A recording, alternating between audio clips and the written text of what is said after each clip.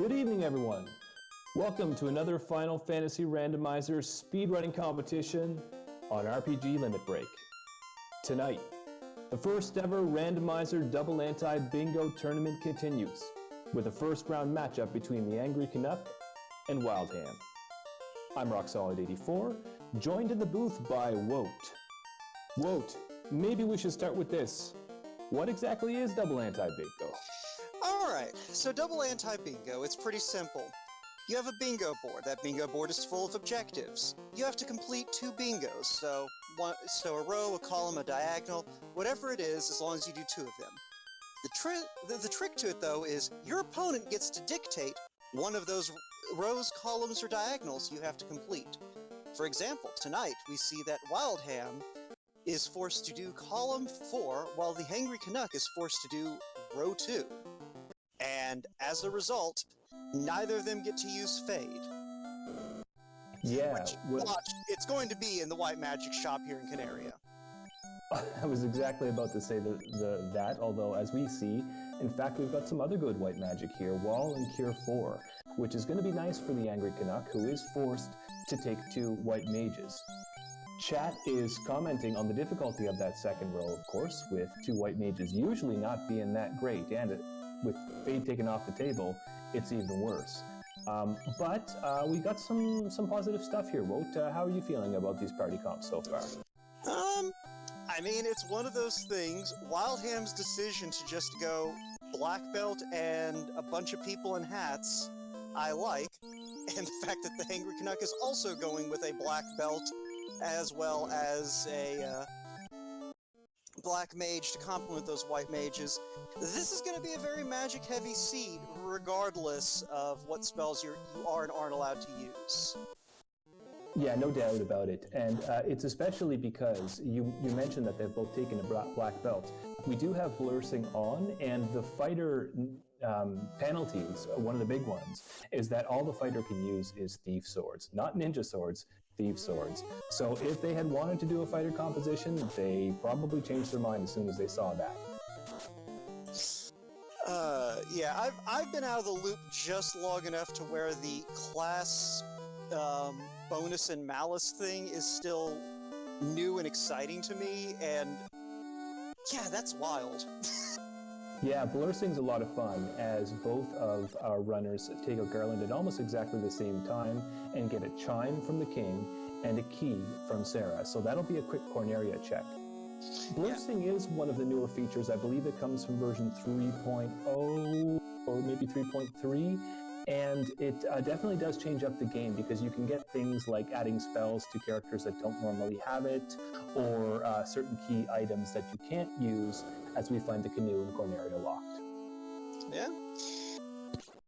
I think even if that fighter had like, not trash weapons, I feel like they might have still passed on the fighter just because neither of them could take 3 fighters with those forced mages around the board. wldham just went ahead and went with the 2 black mage thing off the bat without even being forced to do it. So he wasn't planning to take 3 fighters. And Canuck couldn't have taken 3 fighters. So I think they both just went with the whole idea of, let's just not take any fighters and have that option open. Yeah, it's an excellent point. 3 fighters is pretty unwieldy, even in the best of situations, before you even start looking at Blursings.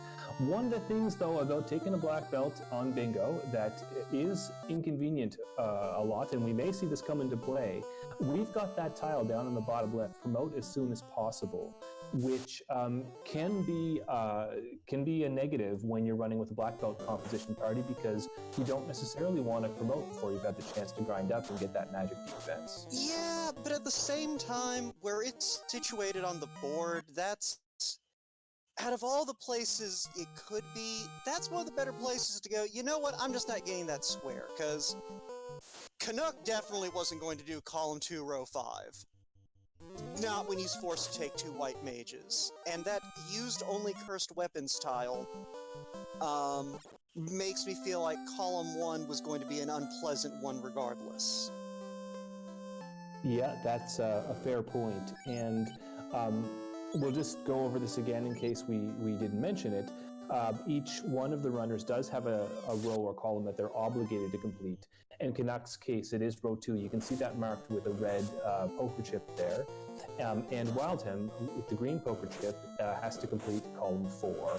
After that, they can complete any other row or column or diagonal of their choice. Yeah, so early on, I feel like Wildham is already committed to column 5. He's taken the 2 black mages. He took the liberty of clicking do not use fast. And the other 3 objectives, the use only blessed equipment, that's potentially a problem if the speed is ungenerous. But the fact with the Bat Party Room, that's, you know, a dive into Earth. Earth is incentivized anyway, so that's not out of the way. And see a poison elemental skill or spell. There's enough of those floating around to where I think he's not going to have too much trouble there. Yeah, poison elemental does come up a few different times.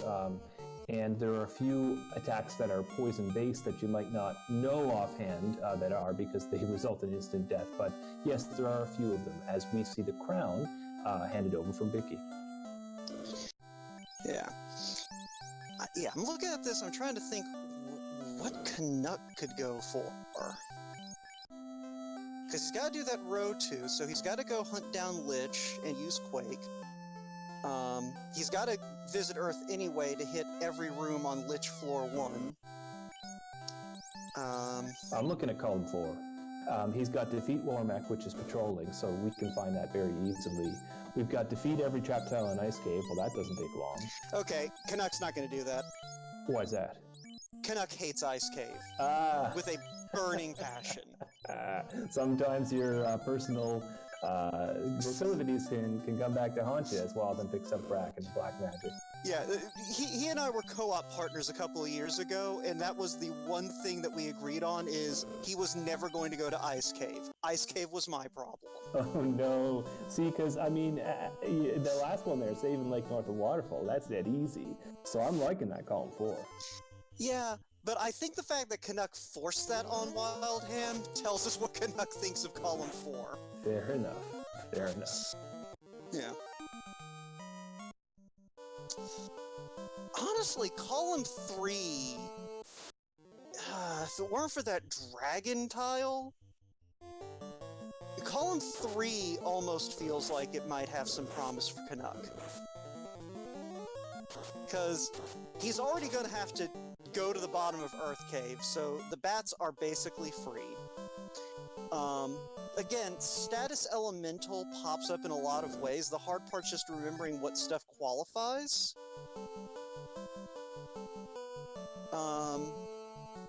Tier 1 is probably the worst part of it.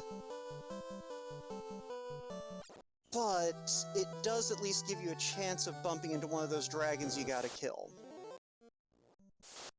Yeah, and the Brackcaster will help. Also, too, finding a grind and getting your black belt worked up means that Tiamat won't take very long. Interesting play from the... Was it Wildham that we just saw go back to Temple of Fiends to check the trap tiles and didn't find anything except cobras? I would have to be. Canuck is on the other side of the continent from Temple of Fiends.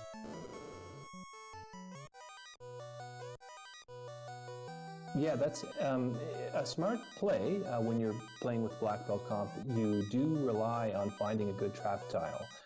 Unfortunately, doesn't pay off for Wildham, who checks the Dwarf Armory and comes up with a couple of resource things, like a Noble Shield that could be sold for money, but nothing of real note down there. Yeah. Row 3 is another one that both runners might want to take a look at, because they're bringing that black belt along, so they intend to get a character to level 30. You don't bring a black belt along to stop off at level 21. Yeah, I agree with you 100%. That's a solid row. The toughest one there is to see a status elemental skill or spell, and even that, you're going to see it eventually. Yeah, like I said, it's just one of those things. The tricky thing is just remembering what stuff qualifies as a status skill or a spell.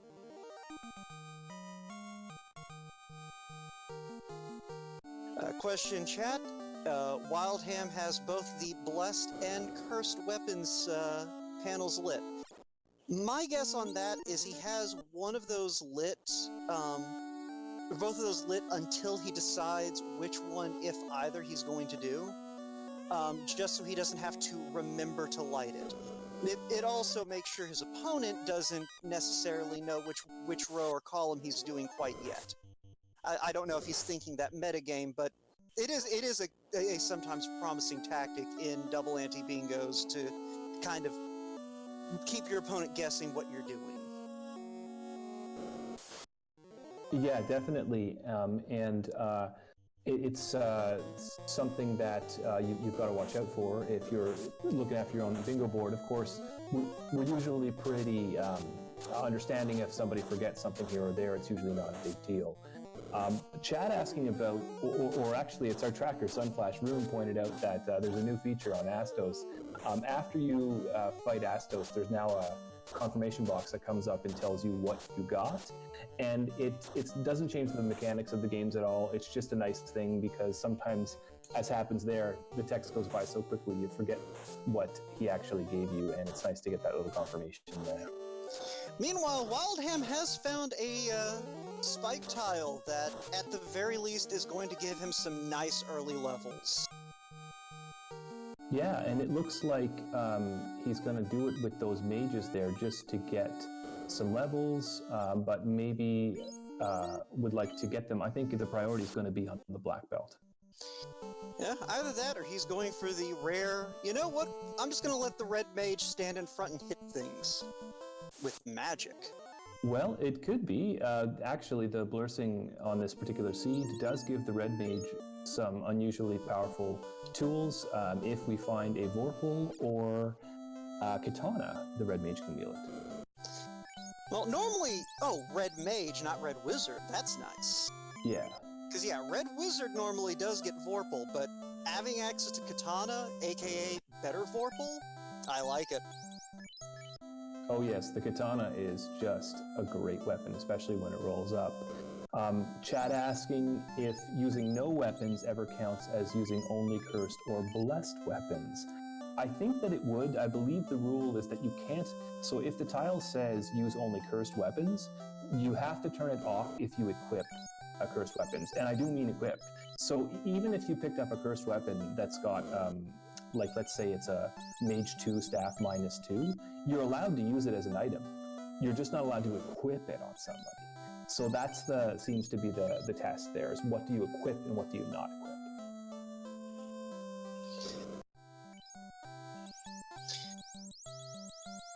Let's see. So Canuck looks like he's about to find out about that Naga water tile there, which... Oh, there's also a Badman tile. That's not great. Yeah, they're just making mincemeat of this party. They're hitting hard. Did Wildham see that, or did he just find the Naga water tile, ice it up, and then get out of there? I think he went straight out because his black belt was down. Well, either way, it looks like Canuck might have gotten a poisoning out of that Badman cluster. Well, there's your status elemental skill or spell, I believe. Well, there's also the Sea Poison elemental skill or spell tile there in column 5. Right, so that should be both of those, if I understand the tiles correctly. Well, if it's Poison Elemental, it wouldn't be Status Elemental, the way that elements work in Final Fantasy 1. Okay, you've got me there. I didn't realize that status elemental is an element. I thought it was something that affects your status. Yeah, that's what makes the status elemental thing tricky, because status is an element. As far as player spells go, Confuse is kind of the only one that anyone ever uses. But that's why Carry 1 is explicitly weak to statuses. Anything that qualifies as a status elemental, she has a vulnerability to. Okay, so Hold must be another one then, because I believe Hold works well on Carry. Yeah, Hold, Confusion, those are, Blind, those are the only three I remember. Slow might be status elemental, I can't remember if it's... it's status elemental, I think. Because, like, for some reason, I think it should be time elemental, but it's not. Yeah, if I had to guess, I'd go with you on that one. I know Zap is time elemental, and there's not a whole lot of other ones. Yeah, I think Zap is the only player-usable time elemental spell, which is why I'm pretty sure that, like, Slow is actually considered a status spell, but I'm sure someone in chat will immediately correct me, because they always do. Yeah, I'm sure they will. We do see a crystal at the Elf Prince, so that's one more incentive item. Now, each one of these incentive items is giving us a 10% bonus to experience, so it's nice to chase items for that reason as well as progression. Okay, yeah, status elemental, that is going to happen. I just remember that I can actually look up what qualifies there. So, Sleep, Mute, Dark, Slow, Hold, Fear, Confusion, Stun, Blind, Gaze, Flash, Snorting, Ink. Yeah, no, they're going to see that one. That is a free square. That is just a free square in the middle of the board. You're going to see Ink. There are too many inks in the table. Yep, although, funnily enough, I think if you were counting, if by some bizarre circumstance you wanted to go into Topher and see ink on the way to Chaos, I think you can't.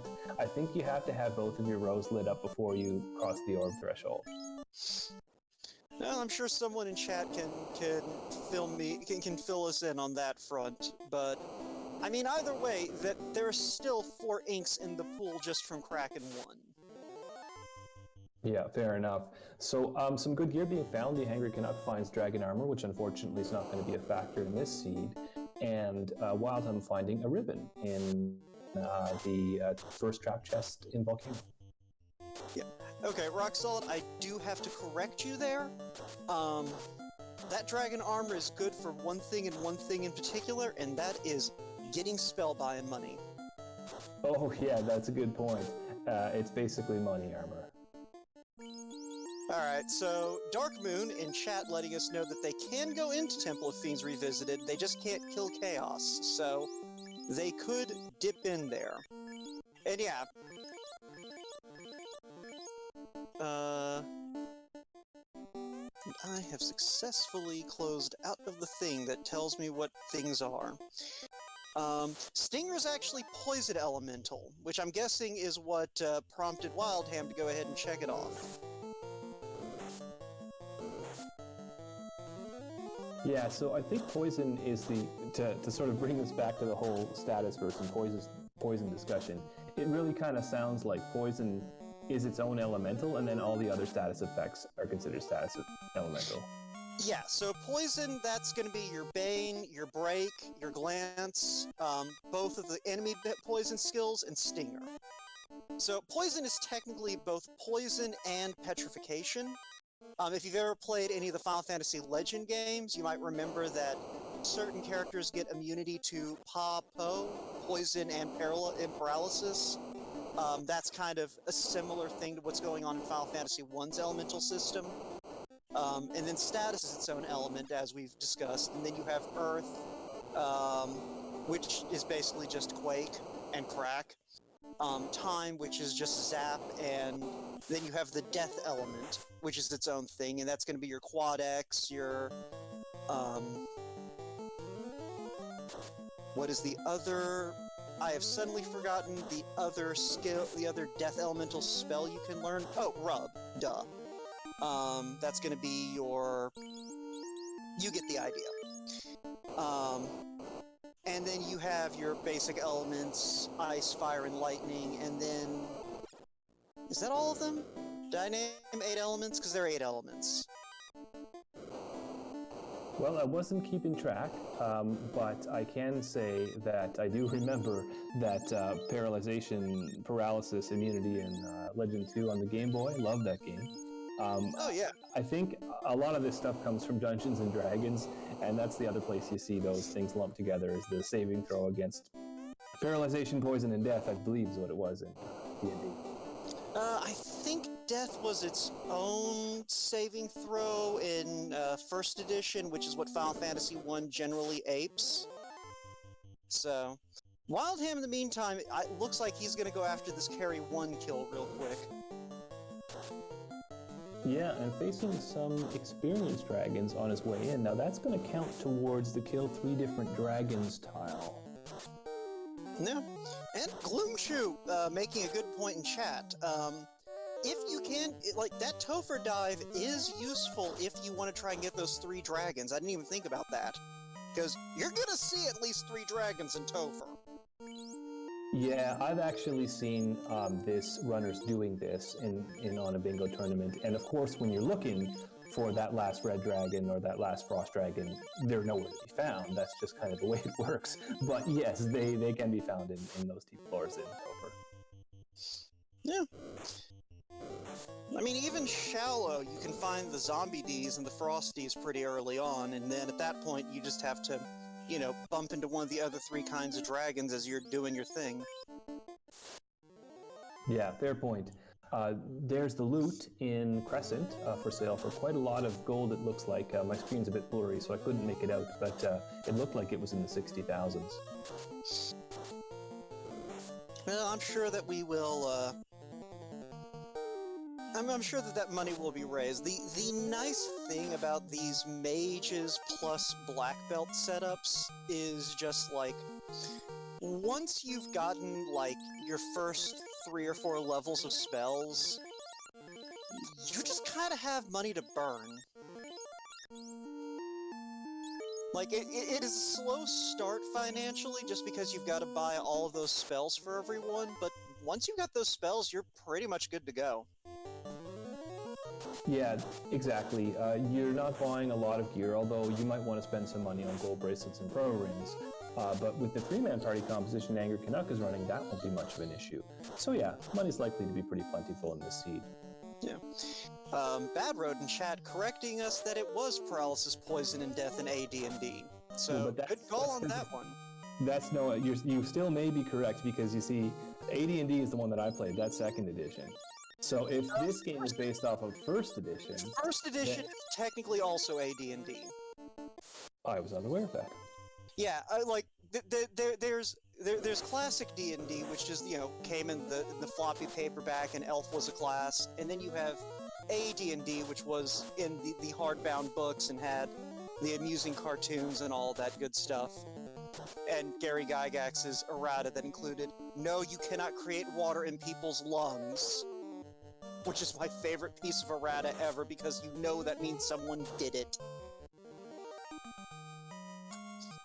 Yeah, well, the cantrip is always one for the creative users, as the Angry Canuck sees some more dragons on his way to an incentive check in a volcano. Yeah, so getting back to the game that we're supposed to be talking about. Yeah, no, it's one of those things that looks like both of them went for the volcano play, probably just trying to find gear to both use and to sell to get that sweet, sweet magic money built up. And yeah, these gas Ds are going to be good for getting these characters online, more so than they already are. Yeah, I was just about to say, I mean, this tile, having this as a trap tile is very useful. It's tough for both of them at low levels, but the minute they get past that point where they're not threatened by the gas Ds anymore, that's all the money and all the XP you could possibly want. Unfortunately, that Black Mage was the only survivor, but fortunately, that Quad X did the job. And you know, that level 17 Black Mage, it's still made of wet paper, but... Yeah, it doesn't have warp to get out, so it's going to have to get past another 4 unrunnable gas dragons. This yeah, I guess that was unrunnable before. And the Gasties just playing with their food there, bringing the Black Mage down to 1 health before finishing the job with a mighty swing. That has to feel bad for the Angry Canuck, who now knows that the ship is at Volcano Inside. Yeah, speaking from experience, I know what kind of words the Angry Canuck is mumbling, is muttering right now, and... Do you know what he's doing? I don't know what he has in his mind right now, but I do know that he is saying some very family-friendly things. Well, but he's doing it, but he's also going to Ice Cave right now. Okay, he's definitely saying some family-unfriendly things. No, it's one of those things. He knows that he needs that ship. Oh, no, I know what he's doing. He's making the long-range play for the floater. Okay, so that's interesting. If the Angry Canuck gets lucky and we do have a vanilla floater in Ice Cave, then the Angry Canuck knows that he does not need to try and get past those tough gas dragons without, and he can orphan that ship in the box. Some pretty clever play. But still doesn't have warp, so it's going to have to do this, unless he's got exit on that white mage, it's going to be a long walk through this Ice Cave. Yeah, I mean, it's one of those things he may be hoping to get some of those levels he was hoping to get off of the Gasties. Wildham, though, apparently took a wipe while we were figuring out what the Canuck was up to. Yeah, you gotta respect those gas dragons. That's gotta hurt, but what they both don't know is that they've both lost probably about the same amount of time to those gas dragons. Well, judging by where they are in Ice Cave, I'd say, yeah, they basically both got tossed back to about the same point. It looks like, judging by HP, their levels are even. Pretty even. Yeah, it looks like Canuck has a few extra items there. The Oxyale, I guess that's what the blue sphere is, and then the herb and the blue sphere should be the crystal. Oh, you're right. We saw that at Elf Castle. Yeah.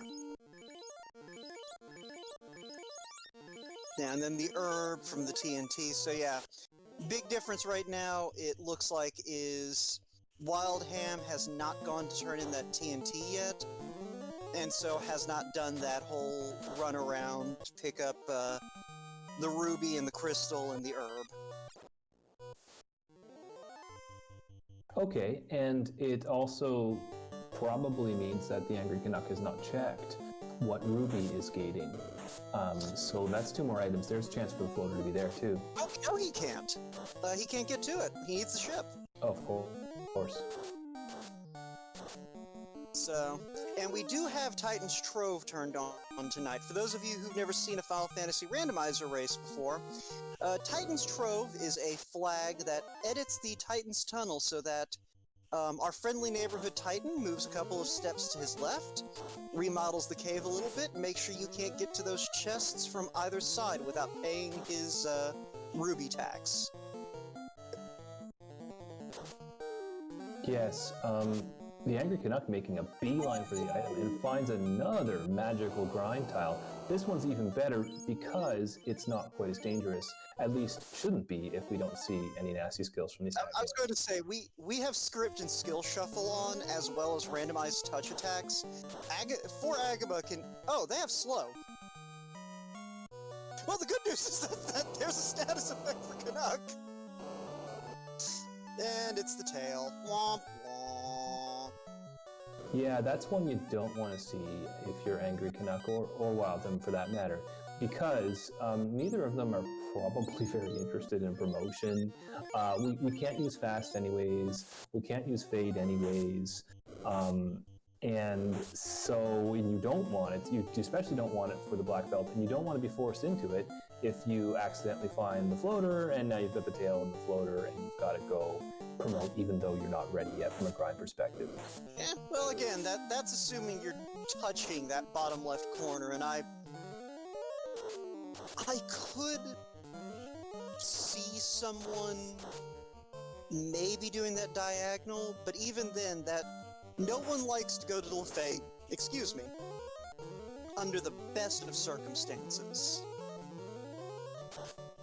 Let alone when you have to go to Lefane and then turn around and walk back and then potentially have to come back to Lefane a second time.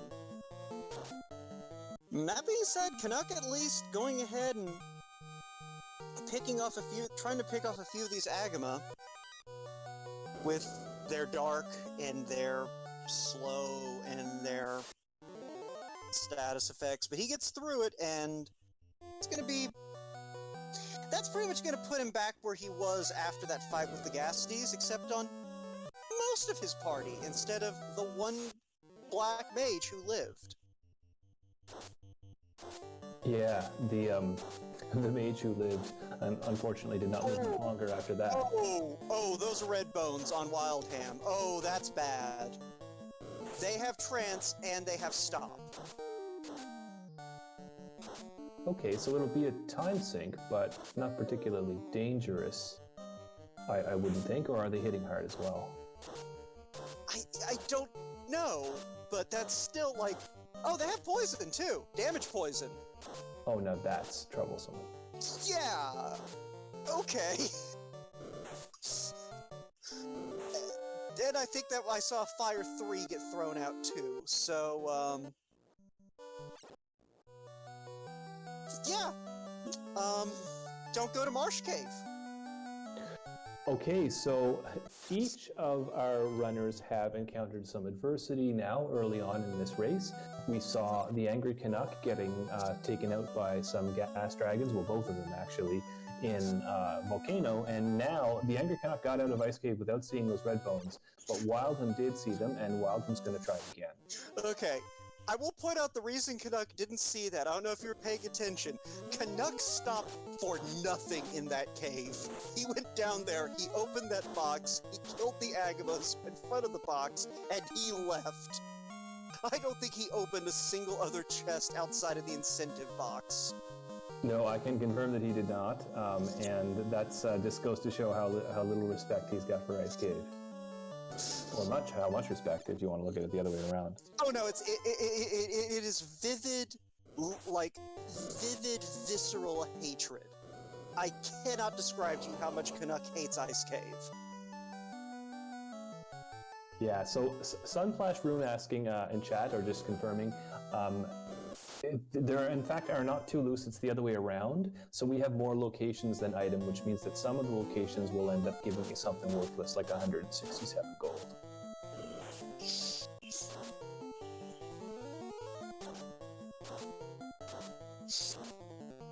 Alright, so Canuck back in Volcano, knowing he has to get through the gas. That would explain why he, even with the sheer amount of aggravation that those Agamas had, he went ahead and did that Agama clear. He won the levels for the gas Ds. I should have thought of that. Right, so using Ice 2 to take out the Agama is working pretty well, so wldham should be able to get some levels here. Yeah. So, question chat. What Final Fantasy player doesn't hate Ice Cave with every fiber of their being? I actually like Ice Cave in the randomizer.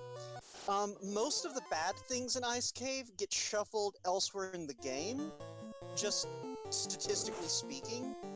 At the very least, Death Touch is almost certainly not going to be an Ice Cave, and most of the stuns aren't. Really, the Red Bones are, you know, an anomaly in being stock standard Ice Cave.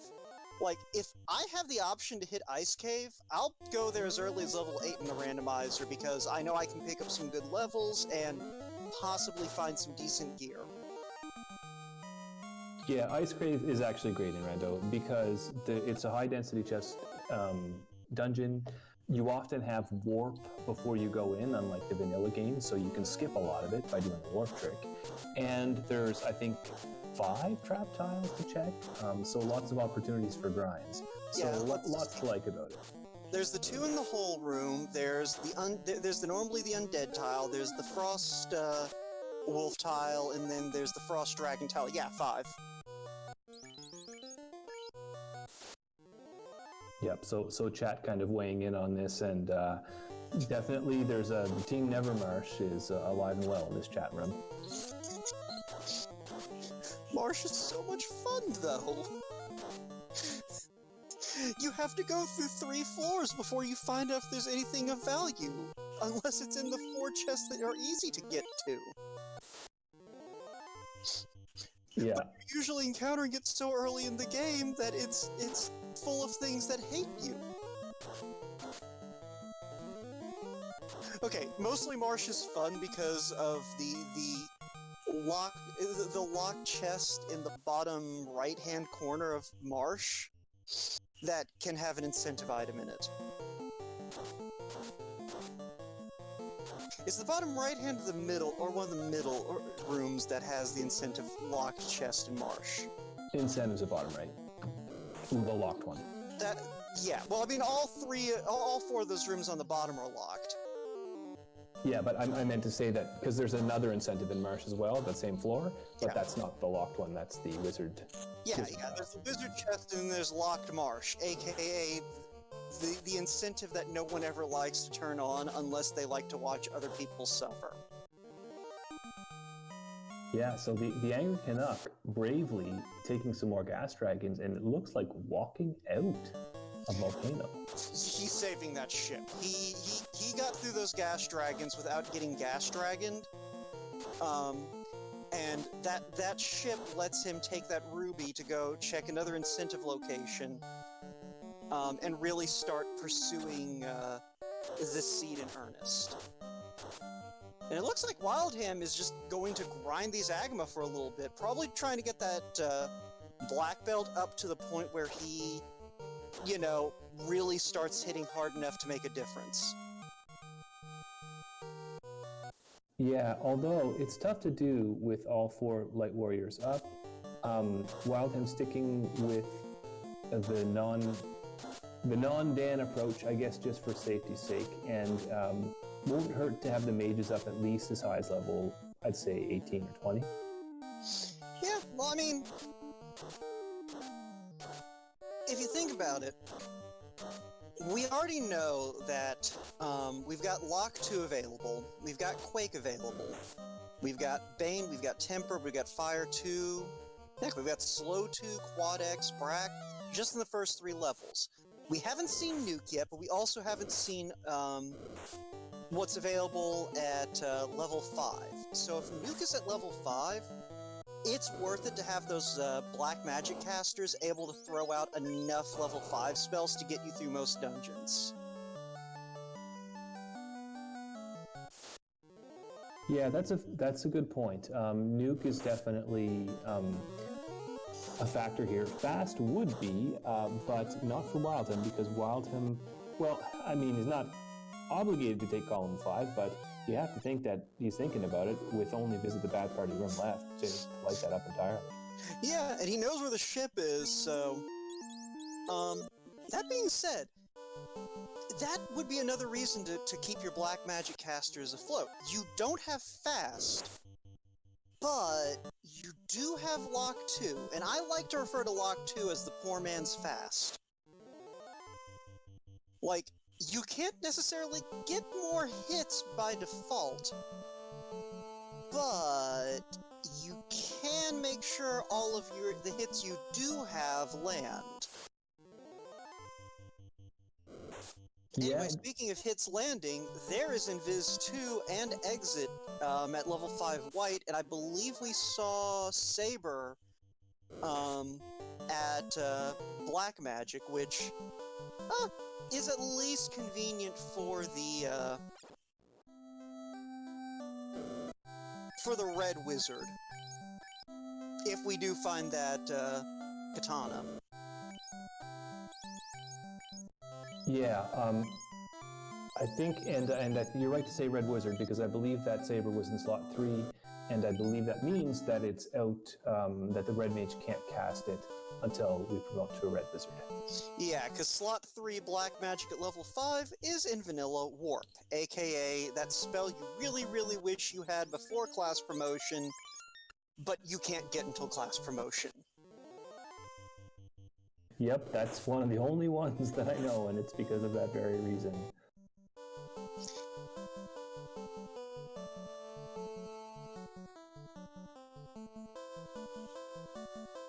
Yeah, so I can't remember if we mentioned it already, but we do have free orbs enabled for these flags. So the only thing we need to do is complete the bingo board, get the loot and the key, which we already have the key, and head into Temple of Fiends. Because I do not believe that Canuck is obligated to do anything other than go to the bottom of Earth Cave.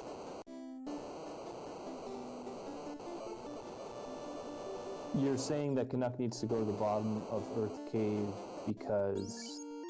He's got to kill Lich with Quake. Right, and also visit every room on Lich 1 floor. So you're right. As soon as that's done... Well, but that'll only be row 2 finished. You'll have to finish another row as well. Yeah, but it's one of those things like... I'm just thinking in terms of what he needs to be in go mode. In terms of just go and complete my... and pick a handful of things to do on this board and finish this. Because, you know, normally, like, I know other randomizers and just games in general that do bingos, they tend to favor just the once you have finished your bingo, you're done. But if for this tournament, you do have to actually still beat the game. So it does create that interesting balance of you still have to find everything you need to actually get to Chaos and beat him, but you have to balance that with you also still have to finish your bingo out. Yeah, and I like that aspect of this rule set.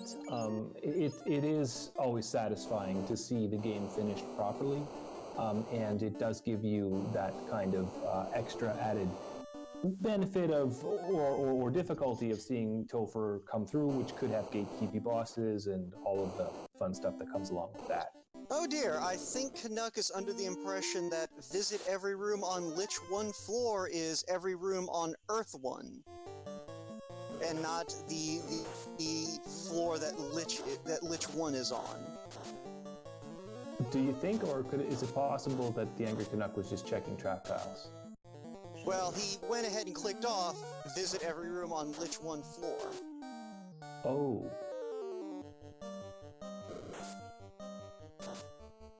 I mean, he may be preemptively doing that, knowing he's going to go do that. We'll see what happens down at the bottom here. But Darkmoon is pointing out in chat that the defeat Lich with Quake does apply to both Lich 1 and Lich 2. Yeah, that question comes up whenever someone's doing double anti-bingo. You are, as I understand it, allowed to use Quake on Lich 2 and turn that tile on. The only difficulty is Lich 2 is not as weak to Quake as Lich 1 is, and is also a tougher boss, so it's not something you want to do if you can avoid it. Yeah, see, you say that, but in the very first race I ever did, a Final Fantasy Randomizer, my opponent successfully quaked Lich 2 on, like, his first turn. Which was unfortunate, because Lich 2 in that particular seed script had him casting Nuke, first or second turn. I didn't kill Lich 2 that first turn. It was not a very good time. Yeah, well, sometimes you're the Light Warrior, sometimes you're the Nuke Spider. It definitely happens as the Angry Canuck picks up the bottle at Earth Incentive.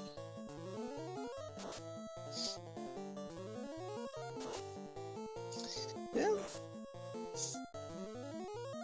So wldham taking on Carrie, it looks like, and giving Carrie a dose of her own medicine with some Fire 3s, it looks like, is the best damage option that those mages have. Okay,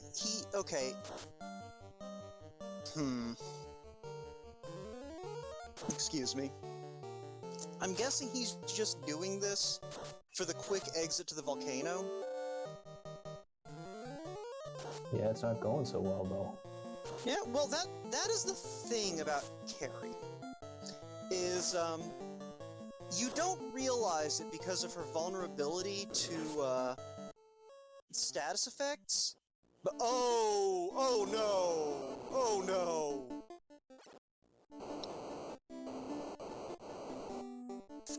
Yeah, I can tell you, Wot, I definitely have a lot of respect for Carry One, and it's something that's happened to me enough times. I'm not a veteran runner of this game, but that is one thing that I know. You do have to be careful with that boss, because you're used to just going in there and nuking her down or doing whatever, and you think that it's got nothing, but if you don't have the tools, she can hit hard. Yeah, well, it's not just her hard hitting. Carry 1 and Carry 2 both have a tremendous amount of magic defense. Like, they have some of the highest magic defense in the entire game. So you walk into Carry 1 thinking, okay, it's just Carry 1, I'll just blast her down real quick.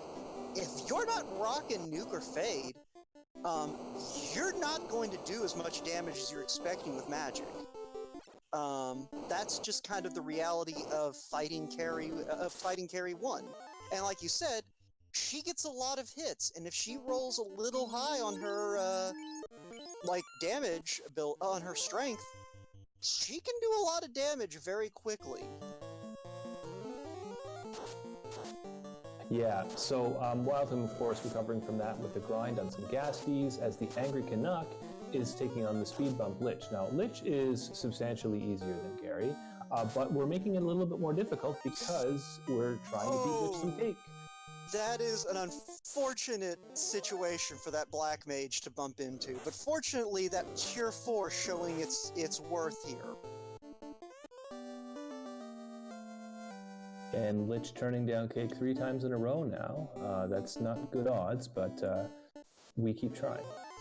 Yeah, he should get it here on the next 1 or 2.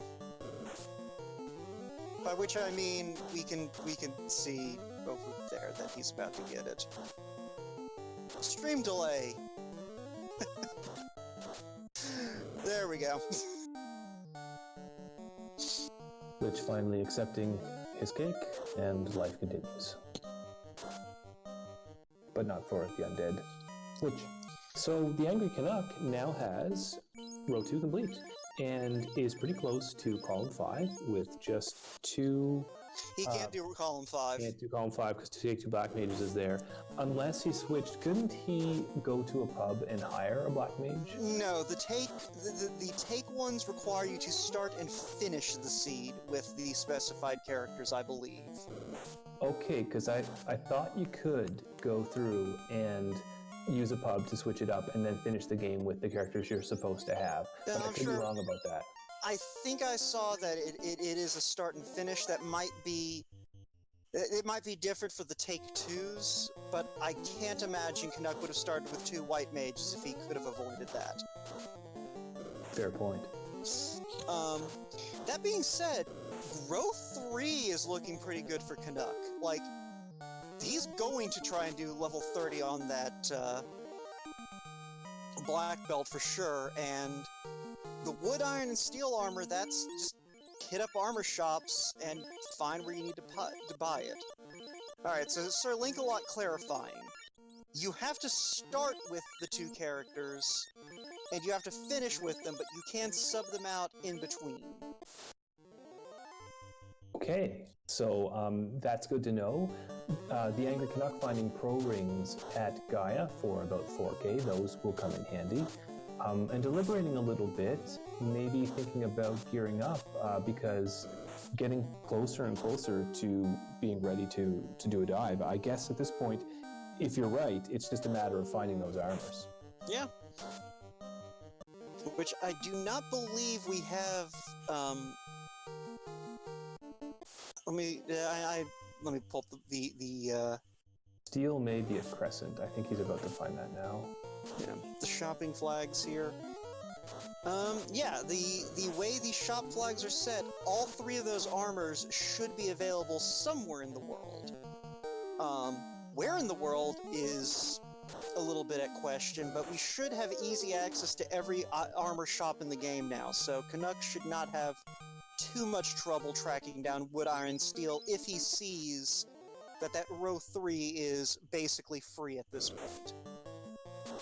Yeah, well, the Angry Canuck picking up gold bracelets at Crescent and looks like about to make a check for the next armor shop down here in Provoca. So let's see if he gets something he needs. I saw an iron something, but I didn't see what it was.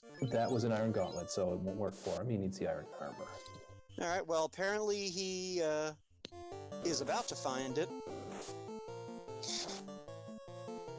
I don't feel bad spoiling it, because chat can see him light it up before he goes there, so... Yep, there we go. Iron, wood, and steel armor on that Dan White mage, so... All he's got to do now is go grind that black belt up, and he is good to go. Yeah, so what do you think he does? Agamas or Gasties? Looks like he's heading back to Volcano, so he might be looking at those Gasties.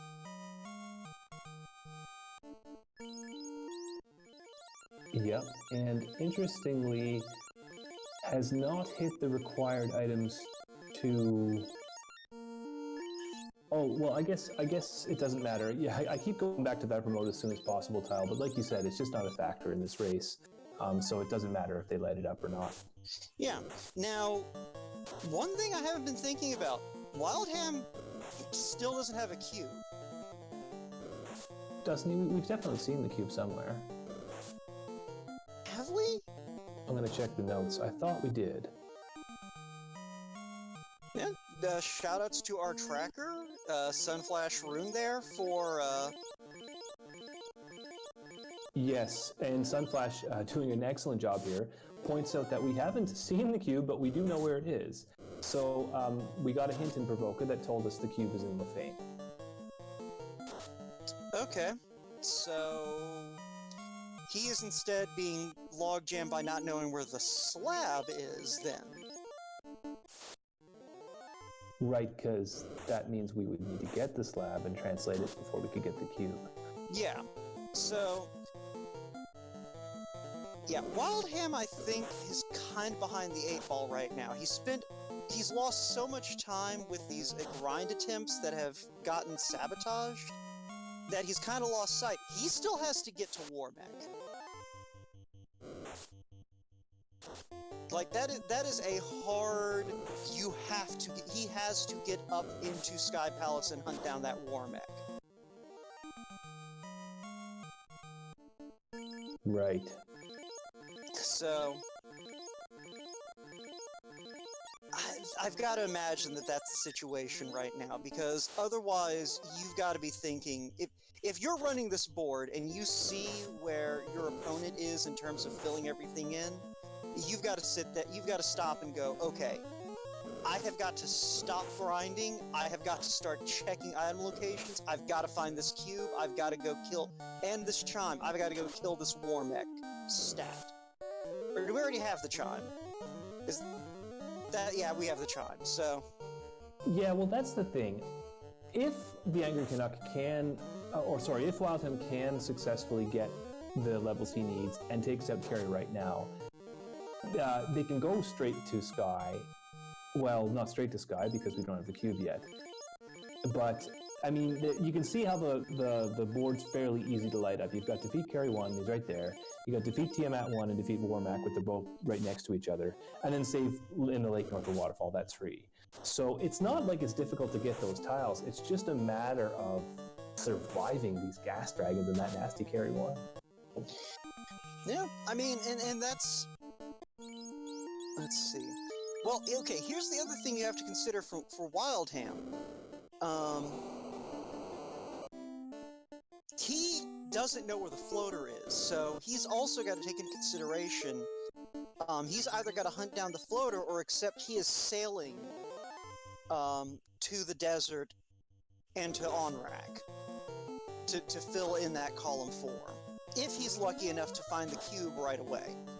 But either way, Canuck is our first runner to get 2 rows, to get 2 lines lit up, so... Yeah, and I have to just give a shout out right now to the Angry Canuck, who has been practicing for this. I've been hanging out in his channel and watching him play double anti-bingo like an absolute fiend over the past few weeks. Okay, So, hold on, Rock Solid. Canuck practiced? oh yeah, I was there. Are we sure? Are we sure that this is? Are we sure he hasn't been replaced? Has anyone talked to him lately to make sure it is still our favorite drunk Canadian? Well, that I cannot tell you. I think we'd have to check in with some of the other regulars of the stream to find out that one out for sure. Well, I'm just going to ask him when we're done with this, because I cannot believe that. But, yeah, no, that being said, yeah, like, Canucks routing has been he's tackled this the way I would generally suggest tackling something like this. He laser focused on his objectives, did just enough grinding to get what he needed, and now that he has everything else, now he's settling in, getting the levels he needs to finish off Chaos, and we are going to almost certainly see a Topher attempt within the next, I'd say, that might be now. Yeah, well, it's certainly headed in that direction. I wonder if there's anything else that the Angry Canuck still needs.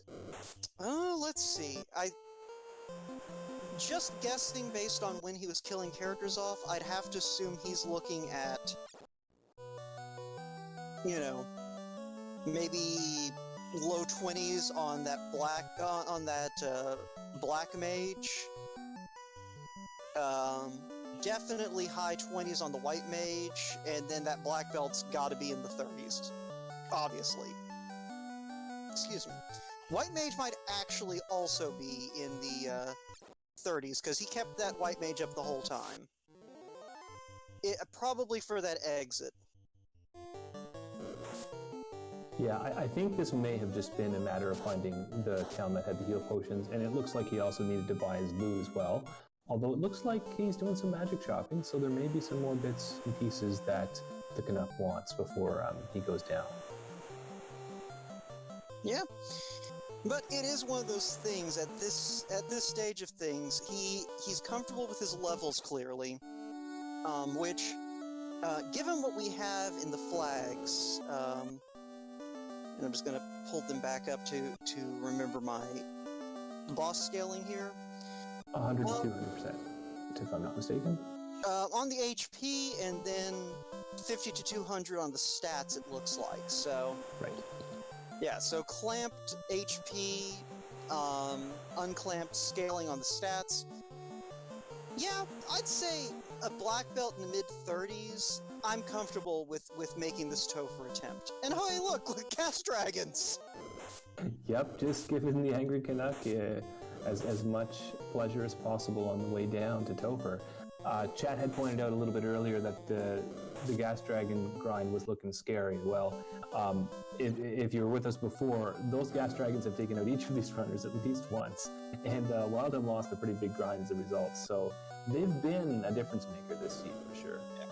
So Wild finally checking the that chain that started over at the TNT, and does have that crystal, so he will be picking up his floater and will be able to get airborne, which will make the hunt for the cube a little bit easier.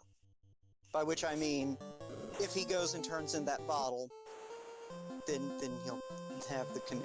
Or not the canoe, the cube. No, not the bottle. The slab. He needs to find... There's a lot going on. But yeah.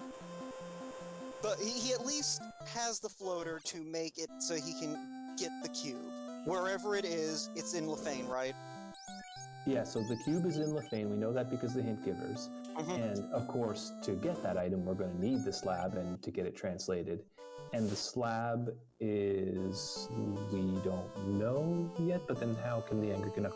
Oh yes, we don't have to light up orbs, I forgot. Yeah, so the slab is still at large. Yeah, no, Canuck doesn't care about the cube. He doesn't have to kill Warmech. The only reason that wldham does is because Canuck forced Warmech on him. Mhm, mhm.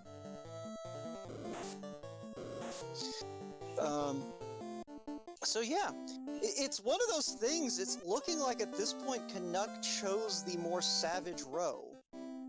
Because that ice cave check every spike tile also set Wildham back, because that handed him a pretty hefty wipe to those red bones.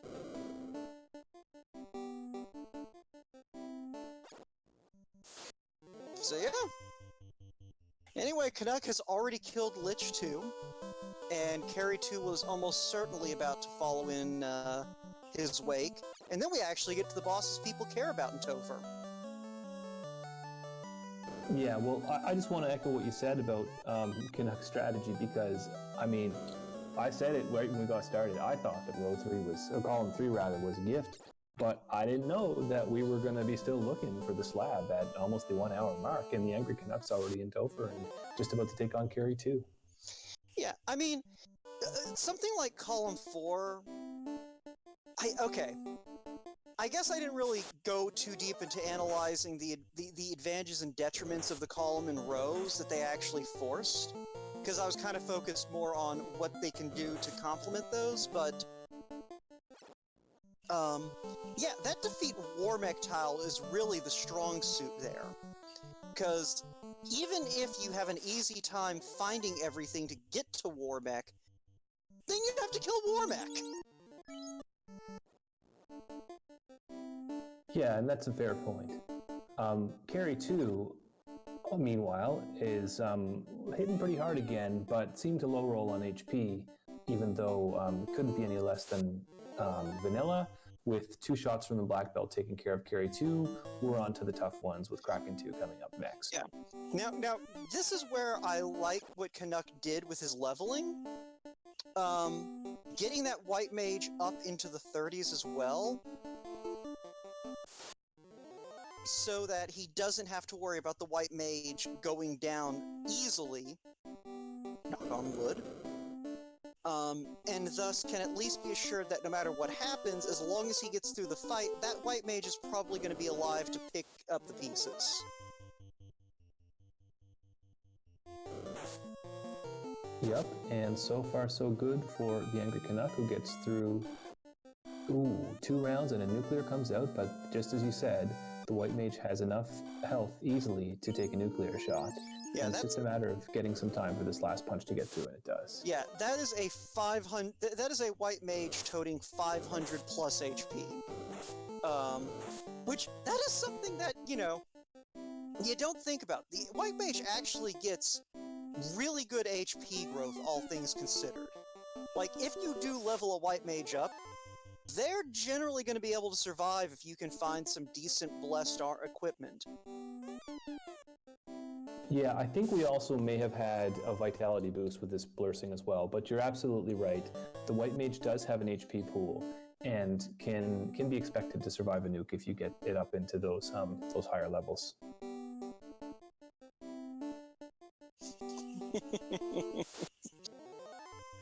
Meanwhile, in chat, our tracker has given people a peek behind the scenes, showing some of the notes that we have been referring to throughout this seed. Don't let them know. Don't let them know that we don't have this stuff all memorized. It's fine. It's not like I remember to look at the notes half the time. This is the WikiLeaks of Final Fantasy Randomizer, as the Angry Canuck takes down Tiamat 2 without much trouble. Okay. And all that is left is to find out what Chaos has in store. Yep, so I believe we've already seen Cure 4, and we've seen at least one nuclear, I'm sorry. Oh wow, Canuck going for the victory lap. Well, I guess he knows that Wildham is not done with the bingo card yet, so he is in no danger of getting sniped. Yeah, a little bit of harmless swagger there as Chaos opens up with a big nuclear. Yeah. I'm not sure I'm a fan of Canuck leaving that black belt to the front, but I guess there's not really anyone else he could put up there. He wants to keep that white mage up to throw heals out as long as possible, and he wants that black mage up to throw tempers. So Yeah, I don't mind it. It's got a lot of HP and it's got a lot of defense. The black belt is handing out a lot of damage, and chaos is not a slouch, but you can see even with 200 damage, the black belt's still above nuke range.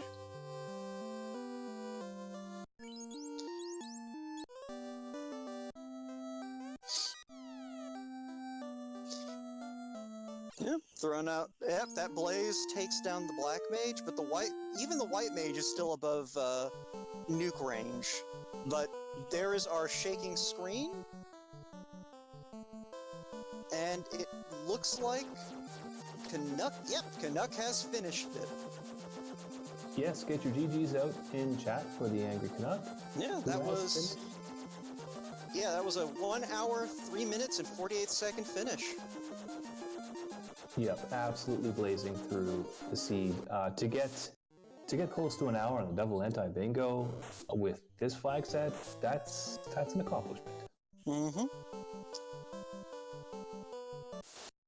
So chat asking, what does blessed or cursed equipment mean? I don't remember anything like that in Final Fantasy 1. Well, that's because it wasn't in Final Fantasy 1. This is actually a feature of the randomizer. So it's called blessed equipment. And what that means is that in equipment, let's say it's a sword, can have a number after it, which will have a range of, depending on the flags, anywhere from -5 to +5 normally. And if it's got a -5, then that's going to reduce the amount of damage that it does. It's got a +5 that's going to add to its damage, to its accuracy, and also to its crit. Similarly with the armor, the number can be there, and if it's in the negatives, the absorb and evade will be reduced, and if it's in the positives, they'll be increased.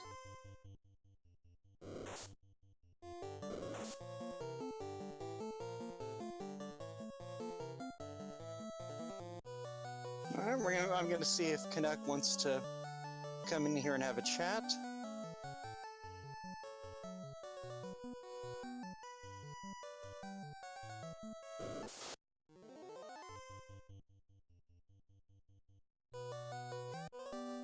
And there he is. Canuck, GG! Thank you. Okay. Serious question time, Canuck. What is this I hear about you betraying the hashtag Team Scrub ethos and actually practicing? Yeah, it's kind of weird, isn't it? I was genuinely flabbergasted. Rock Subtle backed me up on this. Yeah, Canuck, sorry, I told them that you've been practicing, and I was saying, look, you know, it doesn't surprise me to see Canuck doing so well given the preparation you've been doing over these past few weeks on stream. That being said, you murdered it. So, I guess, starting from the beginning, what led you to choose column 4 to throw Wildham's way? Well, I chose column 4 because with Warmack, I know you need 2 key items to chime in the cube. So that's going to be 2 more items he has to hunt for. That I didn't, because I wasn't going near Sky. Yeah. Although, did you see me stop at the first floor of where Lich's floor? Because I had to go change my drawers. I thought those gray ogres were going to get me at the end, right before I got out of the volcano. Yeah, no, so you both took a wipe to those gas Ds the first time y'all went down to the bottom of the volcano. And then both of you made the decision of, I'm going to go to Ice Cave and see if there's a floater so I don't have to deal with this. Yeah, once I seen those dragons, and I was like, well, I ain't getting past this anytime soon. I figured I'd go to Ice, maybe grab a few levels while I'm there, and maybe get lucky the second time around, which I did. Yeah, I mean, finding the 4 Agama tile didn't hurt. But yeah, no, Go ahead. No, it was good. It was pretty fast. There's a few things I could have done better. A few things I misstepped at, but Well, the main thing you did that your opponent didn't, Wildham lost a lot of time trying to get a grind in and then either taking a wipe or just not necessarily getting his objectives done. And that's where most of the difference in you two has been. Like, where you were running around doing your objectives and then picking up whatever levels you needed to do those objectives, Wildham was mostly kind of focused on getting those early levels. But yeah, no, like, it was very entertaining seeing you go to Ice Cave, because the first thing we talked about on the stream, and you'll see that if you go back and watch the VOD, was how much you hate Ice Cave. Ice isn't too bad. I'm so glad Marsh isn't incentivized. And then I was thinking to myself, after I did the crown, I'm like, what if Marsh is incentivized and I don't realize it? I just kept going and hoped for the best. So, Canuck, yeah, Marsh is incentivized.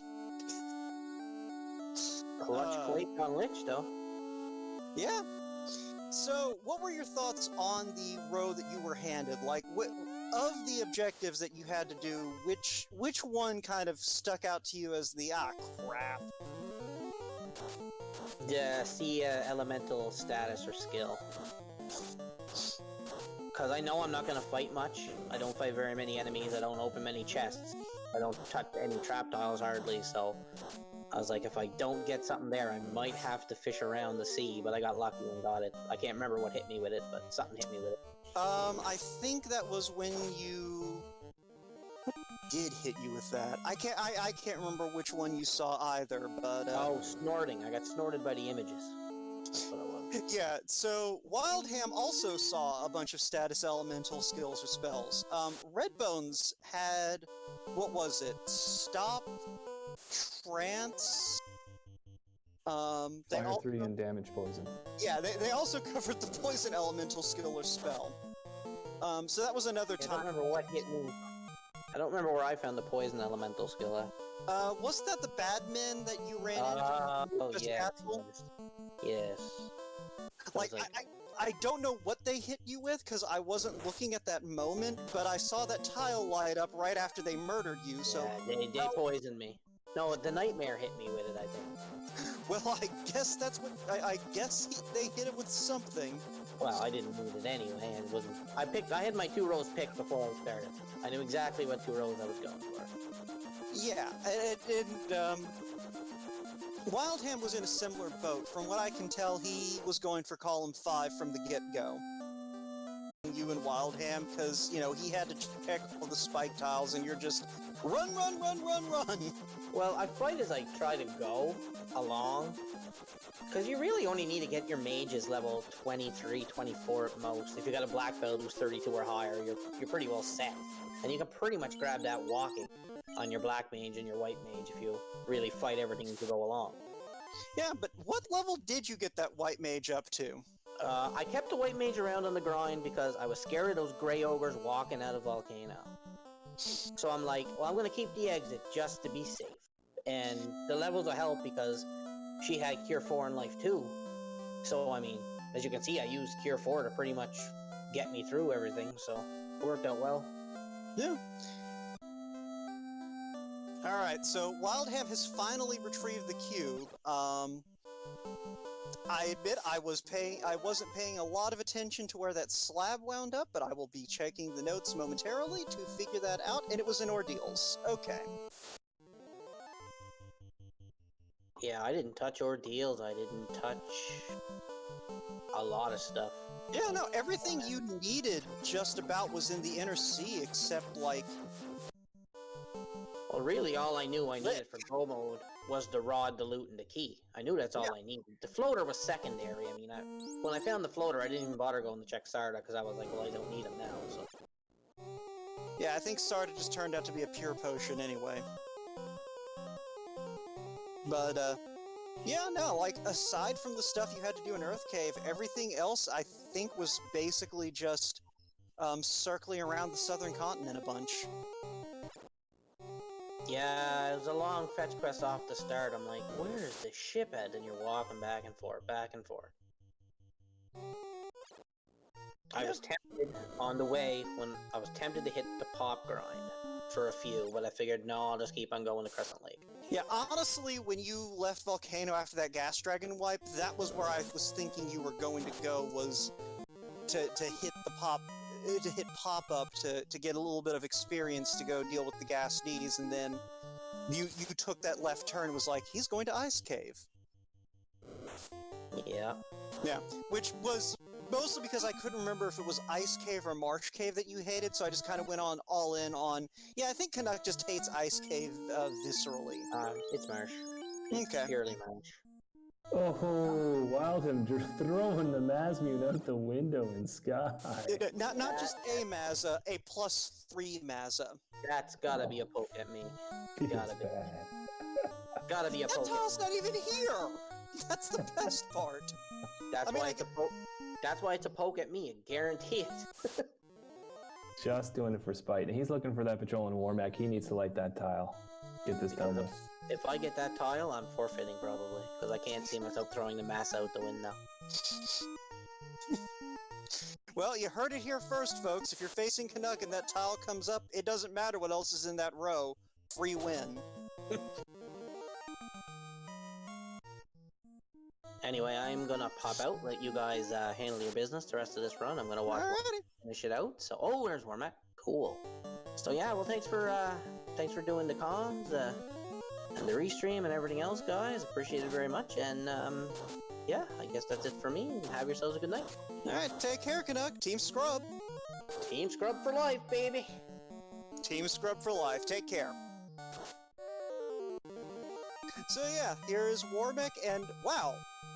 Okay, that Warmac was made of paper.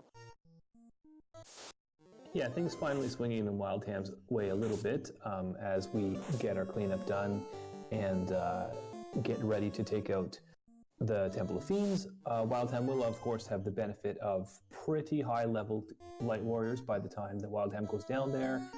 We don't expect much trouble from the Fiendry fights. Yeah, well, we saw from Canuck the deadliest thing was that Kraken rocking some nuclear. Which I guess could pose a problem for Wildham.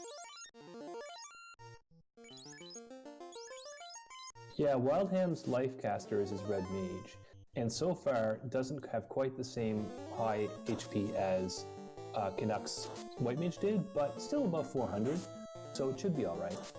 Yeah. I can't remember if slot 4 level 1 is red mage learnable, is the only thing. I think it is? So he should also have that Cure 4 available on that red mage? Yes, I think slots 1 and 3 are good in level 1, if I'm not mistaken, and it's 2 and 4 are the ones that are something in harm. Well, that's a problem then, because Cure 4 is in the 4th slot, I believe, of level 1, but... Because I believe that Sunflash has been very good about listing the spells in order. Okay, yeah, no, if I'm not mistaken, slot 4 is harm, so won't have access to that if it's the case.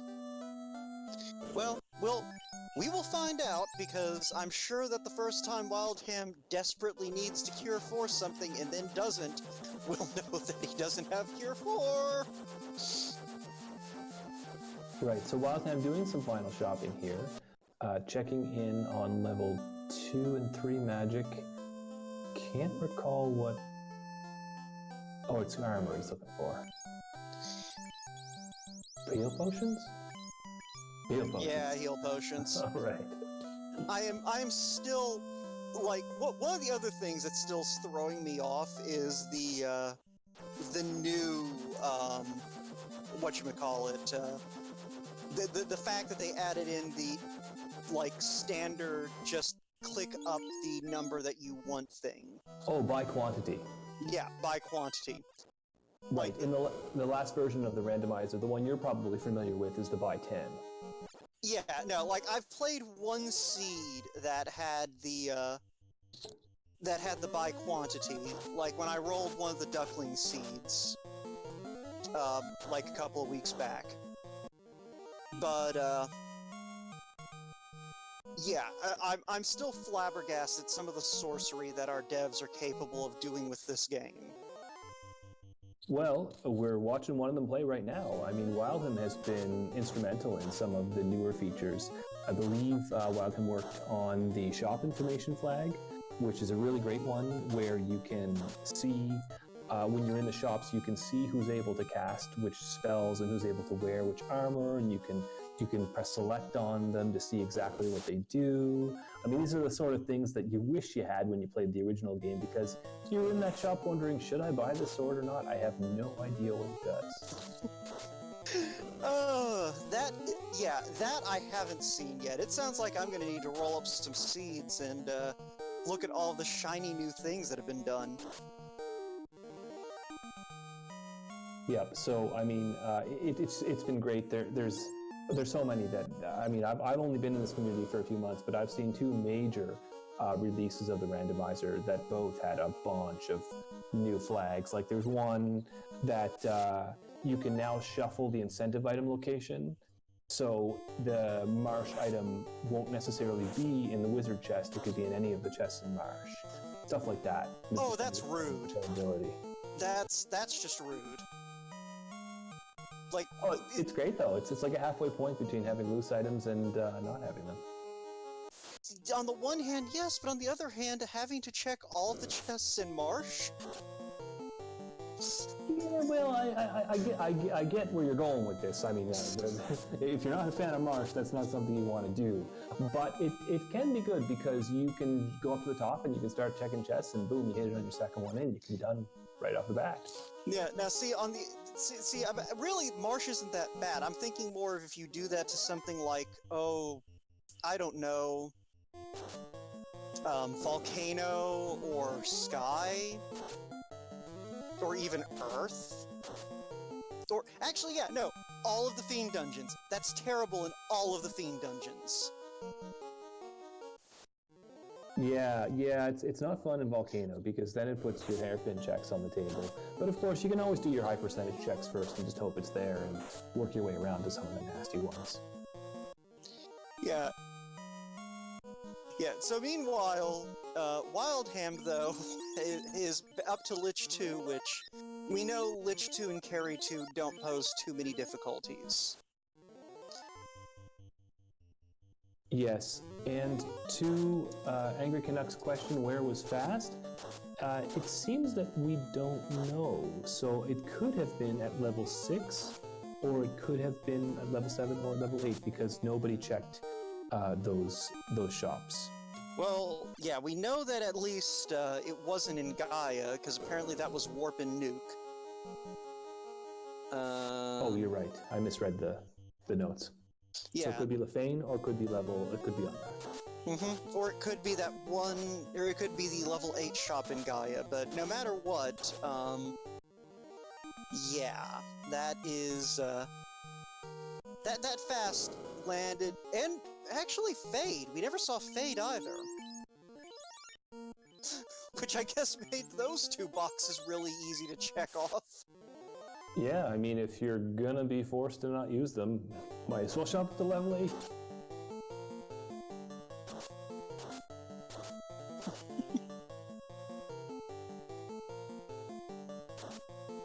But so yes. Go ahead. It's wldham facing down, Carry 2, taking Carry 2 out. And we're about to see the last couple of Fiend refights. These are the ones that usually get interesting. Now, I did notice that wldham's Black Mages are at level 33, so everybody's probably got pretty good levels. And in fact, I can't remember the last time I've seen 379 hit points on a Black Mage. That's quite a bit, and may even help survive nukes. Yeah, I mean, if nothing else, if those Black Mages make their saving throws, then that'll cut the nukes down to where they can live through it. I thought we were done with the D&D talk. Here we are back to saving throws. Okay, I'm sorry. That's what magic defense is. It's your saving throw. That's what happens when you resist a spell. You are saving against the spell. The fact that we don't call it that doesn't change that is what is happening. Right, just like the fact that we don't call the eye a beholder means that it's not a beholder, right? Oh, they changed the artwork away from what was very clearly a beholder. It's fine. Yeah, well, Kraken, doing Kraken things and opening up with a nuclear, and again, trying to get back to the game we're supposed to be calling here. wldham going for Brackstrats on Kraken too. I mean, it's one of those things, your black belt's going to punch you to death in a couple of turns anyway, so you might as well try to end the fight quickly, while conserving those spells you're not going to use otherwise. Anyway, it's a good thing Life 2 is at, oh! He does not have Cure 4 on that red mage. Right, so the red mage's primary function at this point is just bringing the black mages back up from the dead after the fiends put them on the ground. Well, Life 2 is the best healing spell in the game. Yeah, although if I had one, I mean, in a chaos fight, no question, but Cure 4 is pretty useful when you're going with a black belt that has a lot of HP but can get knocked down. Yes, but no matter what, Life 2 always cures one more point of damage than Cure 4 can. Interesting points. Chat calling out some Brack lulls, and Sunflash Room is saying 12.5%. I think that's the Brack percentage on Kraken, because as Dark Moon points out, you cannot use Life 2 in combat. That's the point for the Cure 4. I'm just saying, on an absolute scale, Life 2 heals one more point than Cure 4 by definition. Okay, fair enough. Well, Sunflash Rune is 12.5%, is saying that that's the percentage of the red mage getting hit first round in the third slot, but Sunflash Rune is forgetting that the red mage is also a life caster. And being a life caster, we all know anecdotally, greatly increases the chance of getting back road.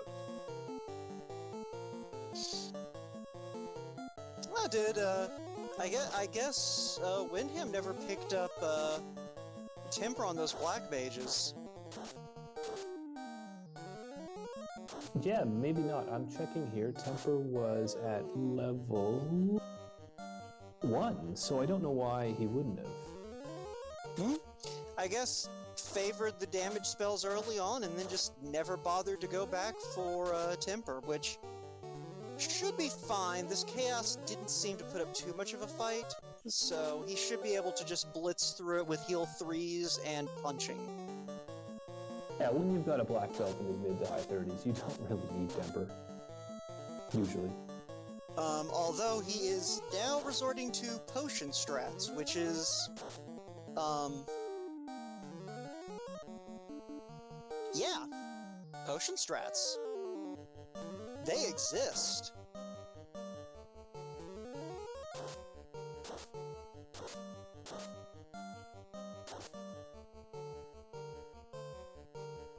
So Chaos, not going down easy, decides to blaze up the mages and also take out the red mage, but at this point, the black belt is close to doing what needs to be done and seems to be evading the shots from Chaos. Not very high damage though, as 321 is not a big roll. Keep swinging though, gets 666 on the next one, and 425 for the termination. Get your GGs out in chat for wldham, who finishes at 1 hour and 27 minutes. Yeah.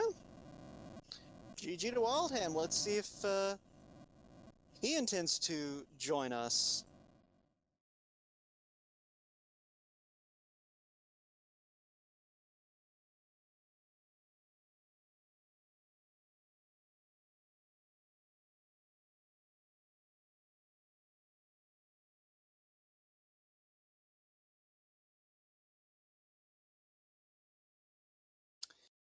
So yeah. But this is why I love double anti-bingo. Because it forces you to play the game in a way that you would never want to. Alright, wldham will not be joining us. which is unfortunate, but, you know, it is his prerogative. So, still, let's get those GGs out there. And Wildham, if you watch the VOD back, GG. You played this pretty well. The only thing I really have to point out is that you maybe could have gone for those objectives a little bit sooner, but even in spite of that, you were only about 20 minutes behind, and that was with taking several wipes that Canuck did not. So, overall, well run.